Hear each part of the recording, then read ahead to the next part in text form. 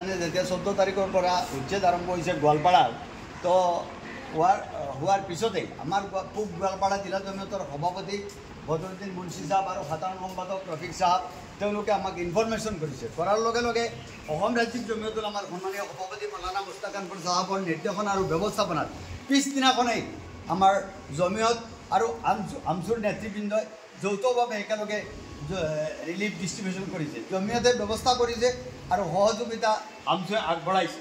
এই ক্ষেত্ৰত বজালী জিলা জমিয়তৰ সভাপতি শ্বাহ আলমো আছিল, আমাৰ পশ্চিম গোৱালপাৰা জিলা জমিয়তৰ সভাপতি আখতাৰ হুছেইন সাহেব আছিল। আজি আমি আকৌ আহিছোঁ। আমি এই আপোনালোকে দেখি আছে উচ্ছেদিত এই যে শিশুসকল তেওঁলোকৰ খবৰ ল'বলৈ, তেওঁলোকৰ শিক্ষাৰ অধিকাৰ চৰকাৰে কাঢ়ি লৈছে। আজি বয়সস্থ মানুহ আছে, এই ফুলকমলীয়া শিশুসকলৰ পৰা আৰম্ভ কৰি আবাল বৃদ্ধ ভনিতালৈকে আজি মুক্ত আকাশৰ তলত তেওঁলোকে এৰি দিছে।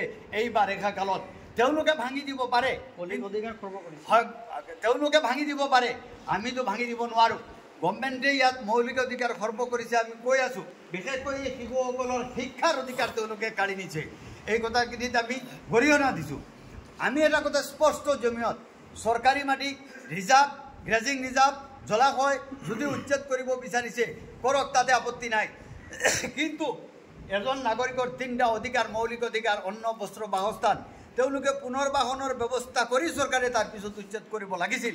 তেওঁলোকৰ পুনৰ্বাসনৰ চিন্তা নকৰাকৈ উচ্ছেদ কৰি দিয়াটো অমানৱীয়। আৰু আটাইতকৈ ডাঙৰ কথা, চৰকাৰৰ ফালৰ পৰা বহুত ব্যক্তিয়ে কৈ আছে এওঁলোক সন্দেহযুক্ত নাগৰিক আৰু বেদখলকাৰী।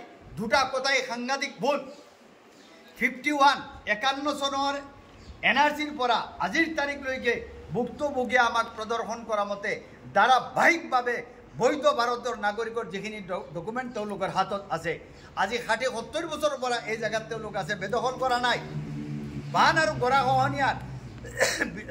গৰাখহনীয়াই সৰ্বশান্ত কৰি পেলোৱা মানুহখিনিয়ে ইয়াৰ স্থানীয় মানুহৰ পৰা টকা পইচা দি ক্ৰয় কৰিছিল, হাড়ভঙা পৰিশ্ৰমৰ ধন দি, গাঁঠিৰ ধন দি তেওঁলোকে মাটি ক্ৰয় কৰিছিল।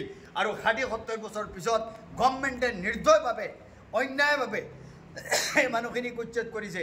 আৰে বাবা, উচ্ছেদ কৰিছা কৰা, কিন্তু মানুহখিনিক পুনৰ্বাসনৰ ব্যৱস্থা কৰিব লাগিছিল। যিসকলে মাটি বিক্ৰী কৰিছিল তেওঁলোকৰ ওপৰত কি ব্যৱস্থা ল'ব? এবাৰ বিক্ৰী কৰিব, পইচা ল'ব গৰীবৰ পৰা, আৰু তাৰপিছত লাহে লাহে উচ্ছেদ কৰি দিবা। ইফালেও গ'ল, সিফালেও গ'ল। যি কি নহওক, এতিয়া আমি চৰকাৰক আহ্বান জনাইছোঁ যে উচ্ছেদিত মানুহখিনি আজিৰ নহয়, 51 নহয়। আপুনি চাওক, একেবাৰে আপোনাৰ ইয়াৰ বহুত 1800 শতাব্দীৰ পৰা তেওঁলোক ইয়াত নিগাজীভাৱে আছে। বিভক্ত ভাৰতৰ নাগৰিক, অবিভক্ত ভাৰতৰ নাগৰিক, ইয়াৰ নাগৰিক। তেওঁলোক বাংলাদেশৰ পৰা অহা নাই, তেওঁলোকে ডকুমেণ্ট প্ৰদৰ্শন কৰিব পাৰিছে। আমি ইয়াৰ নাগৰিক, আমি কেতিয়াও বাংলাদেশৰ পৰা অহা নাই। গতিকে আমি অনুৰোধ ৰাখিছোঁ চৰকাৰক, অনুগ্ৰহ কৰি কল্যাণকামী ৰাষ্ট্ৰৰ ৰাজ্য চৰকাৰখনে, মাননীয় মুখ্যমন্ত্ৰী মহোদয়, আপুনি কৈছিল যে মুছলমানৰ ল'ৰা ছোৱালীবিলাকক আপুনি ডক্টৰ ইঞ্জিনিয়াৰ বনাব বিচাৰিছে। এই ল'ৰা ছোৱালীবিলাকক আমি দিলোঁ, আপুনি ডক্টৰ ইঞ্জিনিয়াৰ বনাওক। আজি মাদ্ৰাছাই আশ্ৰয় দিছে। মই আপুনি কোৱা কথাখিনি মাননীয় মুখ্যমন্ত্ৰী মহোদয় কৈ আছোঁ, এই ল'ৰা ছোৱালীবিলাকক আপুনি ডক্টৰ ইঞ্জিনিয়াৰ বনাওক। কি ডক্টৰ ইঞ্জিনিয়াৰ বনোৱাৰ নিয়ম এইটো নেকি? তেওঁলোকৰ স্কুল ভাঙি দিয়া হ'ল, ঘৰ বাৰী ভাঙি দিয়া হ'ল, আৰু শিক্ষাৰ অধিকাৰ কাঢ়ি নিয়া হ'ল। ক'ত তেওঁলোকে ডক্টৰ ইঞ্জিনিয়াৰ হ'ব? পাহাৰত গৈ নেকি? জীৱ জন্তুৰ লগত থাকি নেকি? গতিকে অনুৰোধ কৰিছোঁ, সকলোৱে মিলি আহক, আমি শান্তি প্ৰতিষ্ঠা কৰোঁ। আৰু যিসকল উচ্ছেদ হৈছে সকলোৰে প্ৰতি আমি অনুৰোধ জনাইছোঁ, আপোনালোকে সদায় ধৈৰ্য সংযমতা অৱলম্বন কৰক, সাম্প্ৰদায়িক সম্প্ৰীতি অক্ষুণ্ণ ৰাখক, আইন শৃংখলা বৰ্তাই ৰাখক, ধৈৰ্য ৰাখক। ইনশাআল্লাহ ধৈৰ্য ৰাখিলে এটা সময় আহিব, মানুহে কথাখিনি বুজি পাব। আৰু এই ল'ৰাবিলাকক, শিশুবিলাকক আজি মাদ্ৰাছাই আশ্ৰয় দিছে।